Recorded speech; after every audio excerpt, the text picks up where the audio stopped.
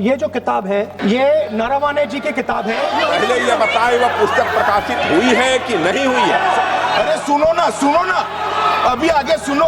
मेरे हाथ में एक मैगजीन है, उस मैगजीन में आर्टिकल है, उसको मैं कोट कर रहा हूँ। पूर्व सेना प्रमुख जनरल एमएम नरवणे की किताब 4 स्टार्स ऑफ डेस्टिनी को लेकर पिछले 2 दिनों से संसद में भारी हंगामा शुरू हो गया। 2 फरवरी को जब राहुल गांधी ने लोकसभा में द कारवा मैगजीन में छपे एक लेख का हवाला देते हुए रक्षा मंत्री राजनाथ और पीएम मोदी के देशभक्ति को लेकर सवाल खड़े कर दिए थे। इसमें सर प्रधानमंत्री का कैरेक्टर राजनाथ सिंह हो रहा है।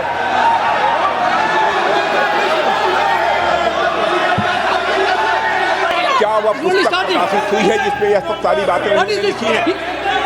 यदि प्रकाशित हुई है तब तो आप उसका उल्लेख करिए, नहीं प्रकाशित हुई है तो उल्लेख करने का कोई औचित्य नहीं है। रक्षा मंत्री जी इतना ही कह रहे हैं कि नरवणे जी की पुस्तक को आप रिफर कर रहे हो तो वो प्रकाशित हुई या नहीं हुई, वो स्पष्टता करें। नरवणे की रिपोर्ट नहीं है, नरवणे का पुस्तक नहीं है, इतना स्पष्टता करे। मैगजीन तो कुछ भी लिख सकता है। अब क्योंकि रूल 349 के हवाले से किसी आर्टिकल या किसी न्यूज़पेपर का हवाला देकर सदन में चर्चा नहीं की जा सकती, तो रक्षा मंत्री राजनाथ सिंह और लोकसभा स्पीकर ओम बिरला के लाख मना करने पर भी राहुल गांधी टस से मस नहीं हुए और बार बार इसी विवादित बुक पर चर्चा करने के लिए बीजेपी सरकार को आमंत्रित कर रहे थे। सर, राष्ट्रपति का जो भाषण है वो देश में क्या सिचुएशन है, देश कहाँ जा रहा है, देश को क्या करना चाहिए, देश की पॉलिसीज क्या होनी चाहिए, foreign policy, China, Pakistan, global situation, इन चीज़ों के बारे में। अब उधर आपके एक मेंबर ने कहा कि हम देशभक्त नहीं हैं, तो मैं सिर्फ उसका जवाब देना चाहता हूं क्योंकि यहाँ पे नरवणे जी ने कहा है, नरवणे जी ने कहा है, इसमें नरवणे जी ने कहा है कि उनका मेमोयर है, उसे सरकार पब्लिश नहीं होने दे रही है, इसमें सब लिखा है। अब जो पुस्तक प्रकाशित नहीं हुई है इसका जिक्र सदन में कैसे हो सकता है? और प्रकाशित हो तो भी नहीं कर सकते, मगर प्रकाशित ही नहीं हुई है। अब क्योंकि इस बुक में बहुत ही संवेदनशील जानकारियां हैं तो ऑफिशियल सीक्रेट एक्ट के दायरे में रखकर इसे बिना समीक्षा के सार्वजनिक नहीं किया जा सकता, क्योंकि इससे राष्ट्रीय सुरक्षा को खतरा पैदा हो सकता है।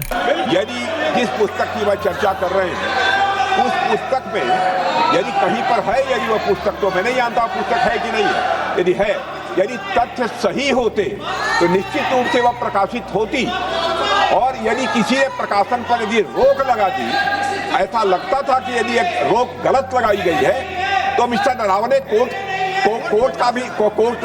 से भी आदेश वह प्राप्त कर सकते थे, क्यों नहीं कोर्ट से आदेश प्राप्त किया?